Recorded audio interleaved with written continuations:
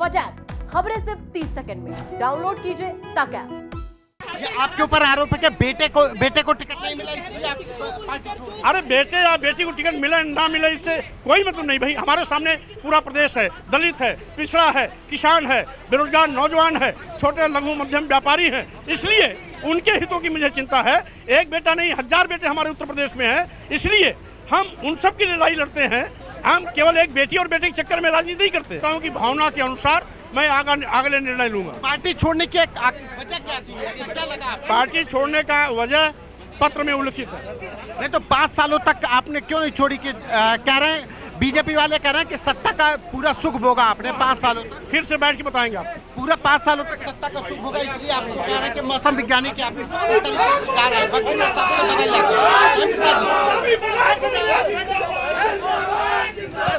आपको ये कह रहे हैं कि वक्त के हिसाब से आप हमेशा उत्तर प्रदेश की राजनीति स्वामी प्रसाद मौर्य के चारों ओर घूमती है। जिन नेताओं को घमंड था कि वो बहुत बड़े तोप हैं, उस तोप को मैं 2022 के चुनाव में ऐसा दागूंगा कि उस तोप से भारतीय जनता पार्टी के नेता ही स्वाहा हो जाएंगे।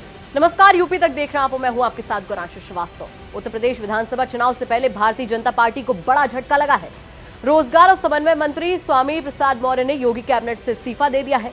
मंत्री स्वामी प्रसाद मौर्य ने राज्यपाल आनंदीबेन पटेल को अपना इस्तीफा सौंपा। स्वामी प्रसाद मौर्य के इस्तीफे के बाद उत्तर प्रदेश की राजनीति में मानो भूचाल आ गया हो। इस्तीफा देने के बाद स्वामी प्रसाद मौर्य ने आज तक से बातचीत में कहा कि उत्तर प्रदेश की राजनीति स्वामी प्रसाद मौर्य के इर्द गिर्द घूमती है। मौर्य ने आगे कहा कि जिन नेताओं को लगता है कि वो बहुत बड़ी तोप है, उस तोप को 2022 के चुनाव में ऐसा दागूंगा कि बीजेपी के नेता ही स्वाहा हो जाएंगे। जानकारी के मुताबिक मौर्य अपने बेटे और कुछ चुनिंदा कार्यकर्ताओं के लिए बीजेपी का टिकट चाहते थे, जिस पर बात नहीं बनने से उन्होंने नाराज होकर पार्टी छोड़ दी है। उनका इस्तीफा लेकर बीजेपी एमएलए रोशन लाल राजभवन पहुंचे। बीजेपी छोड़ने के बाद उन्होंने ऐलान किया कि चुनाव लड़ने वाले साथियों का नाम 2 दिन में जारी करूंगा। आपके ऊपर आरोप है कि बेटे को टिकट नहीं मिला, इसलिए आप पार्टी छोड़। अरे बेटे या बेटी को टिकट मिले ना मिले इससे कोई मतलब नहीं भाई। हमारे सामने पूरा प्रदेश है, दलित है, पिछड़ा है, किसान है, बेरोजगार नौजवान है, छोटे लघु मध्यम व्यापारी हैं, इसलिए उनके हितों की मुझे चिंता है। एक बेटा नहीं 1000 बेटे हमारे उत्तर प्रदेश में हैं, इसलिए हम उन सब की लड़ाई लड़ते हैं। हम केवल एक बेटी और बेटे के चक्कर में राजनीति नहीं करते। ऐसा क्या हुआ कि जिसकी वजह से आपको पार्टी छोड़नी पड़ी? ऐसा क्या हुआ? जो पार्टी छोड़ने का कारण मैंने राज्यपाल जी के भेजे हुए इस्तीफा में स्पष्ट किया है, वही कारण मैंने इस्तीफा देने का। 5 सालों तक आपको कहां पर ऐसा लगा कि सम्मान नहीं हो पा रहा है? हर चीज पत्र में उल्लिखित है। आपके साथ और भी लोग जा रहे हैं जो साझा 2 इंतजार करिए, जिसको जाना है उसका भी आपके सामने सूचना चली जाएगी। क्या समाजवादी पार्टी के साथ आपका जो बातें हैं उसको सीटों को लेकर के भी जो लोग आएंगे उनके साथ जाएंगे? जो लोग आपके साथ जाएंगे उनको सीटों को लेकर के भी समाजवादी पार्टी से बात हुई है? आपकी जो समाजवादी पार्टी में जो आपके साथ जाएंगे उनसे सीटों को लेकर के भी बात हुई है? कितने लोग जाएंगे आपके साथ? उनका क्या होगा? अभी मोरी किसी से कोई वार्ता नहीं हुई। मैं इन 1-2 दिनों में बात भी करूंगा, कार्यकर्ताओं से संवाद भी करूंगा। कार्यकर्ताओं की भावना के अनुसार मैं अगले निर्णय लूंगा। पार्टी छोड़ने की वजह क्या थी? ऐसा क्या लगा? पार्टी छोड़ने का वजह पत्र में उल्लिखित है। नहीं तो 5 सालों तक आपने क्यों नहीं छोड़ी? कि कह रहे हैं बीजेपी वाले कह रहे हैं कि सत्ता का पूरा सुख भोगा आपने 5 सालों तक। फिर से बैठ के बताएंगे आप। पूरा 5 सालों तक सत्ता का सुख भोगा, इसलिए आपको कह रहे हैं कि मौसम विज्ञानी के आप जा रहे हैं, वक्त में सबसे बदल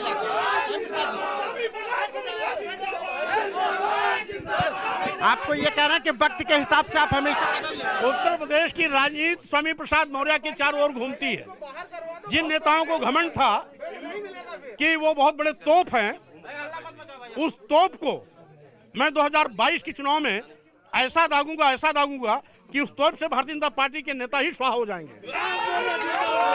प्रसाद मौर्य हैं जिन्होंने साफ तौर पर कहा कि 2022 में वो एक ऐसी तोप की तरीके से काम करेंगे जिसमें बीजेपी और उसके नेता स्वाहा हो जाएंगे। अब देखना होगा कि 2022 के चुनाव के नतीजे क्या परिणाम दिखाते हैं। स्वामी प्रसाद मौर्य के साथ साथ बांदा के तिंदवारी सीट से बीजेपी के विधायक ब्रजेश प्रजापति ने भी इस्तीफा दिया है। उन्होंने आरोप लगाया कि 5 सालों तक सीएम और प्रदेश अध्यक्ष से शिकायत करते रहने के बाद भी उनकी किसी ने नहीं सुनी। स्वामी प्रसाद मौर्य के बाद बीजेपी के एक और विधायक ने इस्तीफा दिया है। बांदा की तिंदवारी सीट से ब्रजेश प्रजापति हमारे साथ हैं। आपने भी इस्तीफा दे दिया? हाँ, मैंने माननीय स्वामी प्रसाद मौर्य जी के समर्थन में अपना इस्तीफा पार्टी को भेज दिया है और हम लोग माननीय स्वामी प्रसाद मौर्य जी के साथ हैं। क्यों आपको इस्तीफा देने की क्या जरूरत महसूस हुई, क्यों आप?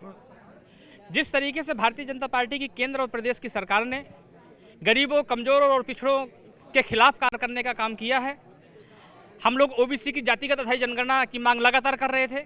मैंने स्वयं भी माननीय प्रधानमंत्री जी को पत्र लिखा, वो उस मांग को माना नहीं गया। इसके साथ ही साथ जो उत्तर प्रदेश में जो थोड़ी बहुत भर्तियां हुई, उन भर्तियों में एससी और ओबीसी के आरक्षण की अनदेखी की गई, चाहे ओबीसी शिक्षा का मामला रहा हो, चाहे किसी अन्य विभाग का मामला रहा हो। और जिस तरीके से सरकार ने किसान विरोधी निर्णय लिए, इन सभी निर्णयों को देखते हुए चूँकि हम लोग दल में रह करके दल के अंदर इन सब विषयों पर बात करते रहे, लेकिन जब सुधार होते हुए नहीं दिखा तो इसलिए मजबूरी में आकर के ये निर्णय लेना पड़ा। तो आपने अपनी नाराजगी कभी पार्टी में भी बताई है 5 साल में? जब वार्ता की जाती है तो नाराजगी नहीं कह सकते, उसको डिस्कशन कह सकते हैं। तो डिस्कशन कई बार हुआ, बड़े नेताओं के साथ बैठा गया, उनको बताया गया कि इस तरीके से अगर काम होगा तो ये जनता के हित में नहीं है। जब वो लोग जनता के अनहित में काम लगातार करते ही चले आ रहे हैं तो हम लोगों ने पब्लिक हित में ये निर्णय लिया। आप जनहित की बात कर रहे हैं, लेकिन 5 साल तक आपको ये समझ में नहीं आया, क्यों नहीं आया कि 5 साल तक में कुछ सरकार के द्वारा जो निर्णय लिए जा रहे हैं वो जनहित में नहीं है? आप मेरा सोशल मीडिया उठा करके देखेंगे तो लगातार मेरे पत्र उस पर पड़े हुए हैं। जो भी अनहित में कार्य होते रहे, मैं लगातार माननीय प्रधानमंत्री जी को, माननीय मुख्यमंत्री जी को पत्र लिखता रहा, मिलकर के अवगत कराता रहा। लेकिन वो जब उनको करना ही नहीं है, उनकी इच्छा ही विरोध में काम करने की है, तो सुधार इसलिए उन्होंने किया नहीं, हम लोगों ने निर्णय ले लिया। क्या आपके साथ और भी विधायक हैं बुंदेलखंड खास करके, क्योंकि वहाँ से बहुत महत्वपूर्ण माना जा रहा है, बीजेपी 19 सीटें जीती थी? अब विधायक तो कई लोग हमारे संपर्क में हैं, प्रदेश भर से हैं संपर्क में, और लगातार वो लोग आ भी रहे हैं, कुछ लोग पहुंच चुके हैं, कुछ लोग और आ रहे हैं। और सिर्फ बुंदेलखंड की बात ही नहीं, बुंदेलखंड में तो भारतीय जनता पार्टी का अब खाता ही नहीं खुलेगा, उत्तर प्रदेश से भी ये खत्म होने वाली है। और आप इतिहास देख लीजिए, माननीय स्वामी प्रसाद मौर्य जी जब किसी दल को छोड़ते हैं तो उस दल का क्या हाल होता है। बसपा का 19 सीटों में सिमट गई, भारतीय जनता पार्टी उससे भी कम सीटें पाएगी। अच्छा, एक सवाल ये है कि आपका जो बीजेपी से नाराजगी है वो किसी विधायक से झगड़े की वजह से कहा जा रहा है? देखिए, आपसी बातें कुछ भी हो सकती हैं, लेकिन जो निर्णय हुआ है वो जनता के हित में लिया गया निर्णय है। इसमें व्यक्तिगत स्वार्थ, व्यक्तिगत बातचीत कुछ भी नहीं है, ये पब्लिक हित में है। धन्यवाद। ये थे हमारे साथ ब्रजेश प्रजापति, जिन्होंने साफ तौर पर कहा कि उनके द्वारा जो बात जनहित के मुद्दे उठाए गए 5 सालों तक उसकी अनदेखी की गई, जिसकी वजह से उन्होंने स्वामी प्रसाद मौर्य के साथ बीजेपी को छोड़ने का निर्णय लिया है। लखनऊ से संतोष शर्मा की रिपोर्ट यूपी तक। तो ये थी हमारी खबर, आपको कैसी लगी कमेंट करके जरूर बताएं। साथ ही साथ हमारे चैनल को सब्सक्राइब करें और बेल आइकन जरूर दबाएं ताकि दिन भर की बड़ी खबरें आपको मिलती रहें। तब तक के लिए नमस्कार।